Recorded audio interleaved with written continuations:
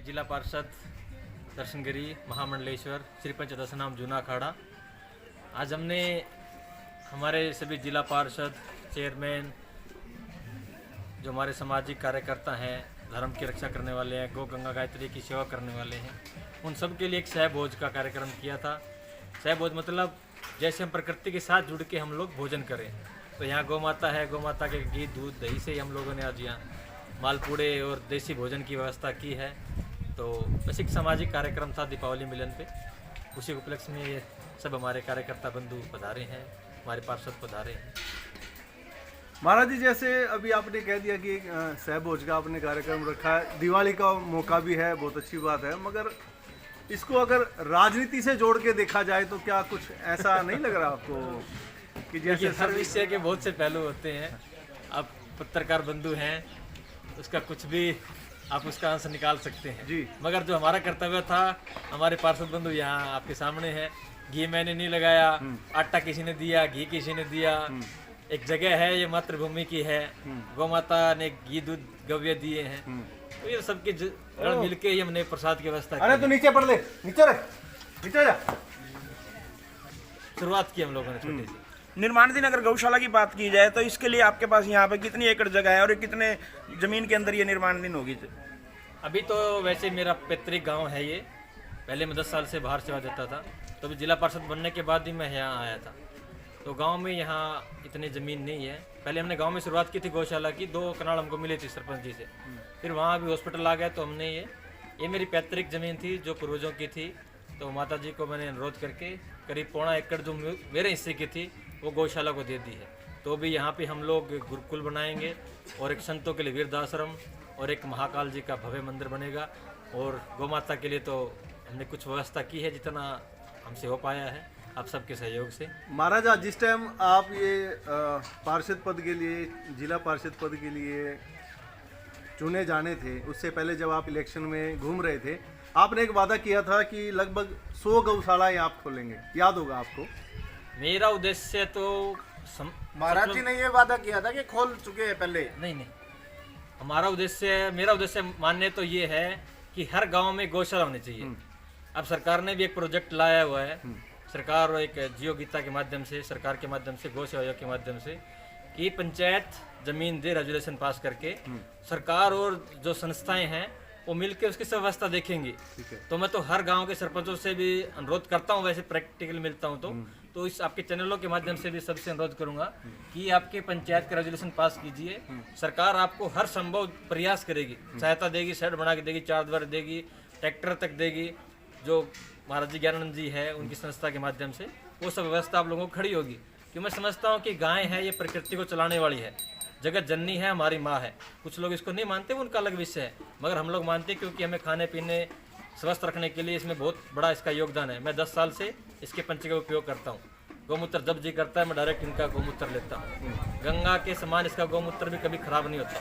आपके चैनल के माध्यम से बताना चाहता हूँ, जैसे गंगा जल कभी खराब नहीं होता, वैसे गौमूत्र कभी भी खराब नहीं होता।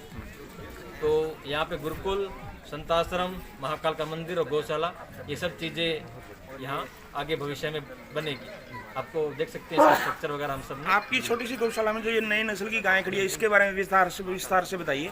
मैं पिछले 10 साल से राठी, साहिवाल, थारपारकर, हरियाणा नस्ल पे काम कर रहा हूँ और यहाँ भी मैंने लगभग 2 नस्लों पे काम शुरू कर दिया है, क्योंकि ये अभी नई बनाई है। मई में हमने इसका स्ट्रक्चर डिजाइन करना शुरू किया था। तो अभी थारपारकर, हरियाणा मेरे पास उत्कृष्ट नस्ल के नंदी है।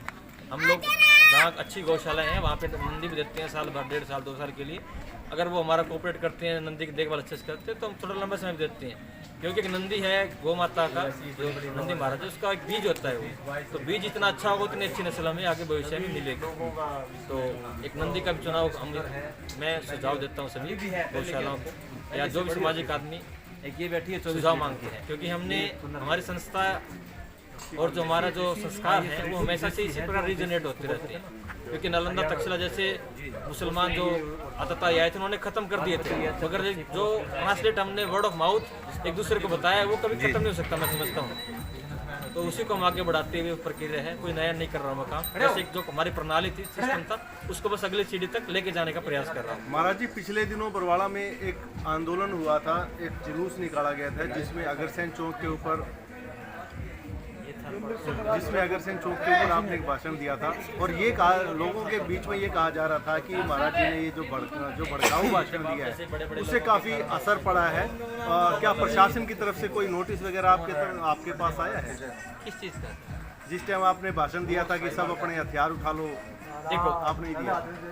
मैं तो कहता हूँ कि मैं नहीं कहता, जो हमारे देवी देवता हैं आप सबके हाथ में देखिए, शस्त्र मिलेगा, शस्त्र मिलेगा। ठीक है। हम हिंदुस्तान का इतिहास उठा के देखेंगे, आज तक किसी भी देश पे हिंदुस्तान ने आक्रमण नहीं किया। मगर जो जितने भी इस्लामिक कंट्री है, चाहे वो अफगानिस्तान हो चाहे पाकिस्तान हो, यूएई वगैरह है, वो अच्छे देश हैं। ऐसा नहीं है कि मुसलमान भी सारे खराब हैं, मगर जो पाकिस्तान जैसे आतंकवादी देश है, अफगानिस्तान वगैरह है, अभी हमास ने देखिए ब्राज़ील पे कितना आक्रमण किया हुआ है, तो क्या वो हम पे आक्रमण करके हम चुपचाप बैठे रहेंगे? जब हम किसी चीज़ के चलाने में एक्सपर्ट ही नहीं होंगे, आपने हम पे आक्रमण कर दिया, हमारे पास कोई हथियार नहीं, हम निर्वस्त्र हैं, निरशस्त्र हैं, तो हम क्या करेंगे उसमें? हम कुछ भी नहीं कर सकते। आज कितनी माता बहनों की इज्जत लूटी जा रही है। अगर हमारे पास हथियार नहीं है, आज ब्राज़ील इजराइल के पास हथियार नहीं होते तो क्या उसका वो मुकाबला कर सकता था? उनकी माता बहनों को देखिए कितने निर्वस्त्र करके वो लोग क्या क्या कर रहे हैं। तो आपके कहने का मतलब है कि सभी को हथियार चलाने सीखना चाहिए और अपने बच्चों को भी ट्रेंड करना चाहिए। आत्मरक्षा के लिए हमें करना चाहिए। हमारे जितना भी योद्धा थे, शूरवीर थे, सब ने आत्मरक्षा के लिए हथियार उठाए हैं। जब धर्म, देश और उनके जो जिम्मेदारी उनके ऊपर दी है वहाँ के राजा थे, उसकी रक्षा करने के लिए, चाहे गौ माता की रक्षा के लिए, राष्ट्र की रक्षा के लिए, हमारी बाउंड्री की रक्षा के लिए, अगर हमें हथियार उठाने की जरूरत है तो हमें हथियार उठाना ही चाहिए। और यहाँ गुरुकुल बनाएंगे, मैं यहाँ सब ट्रेनिंग बच्चों को दूंगा, आपके चैनल के माध्यम से सबको बता रहा हूँ।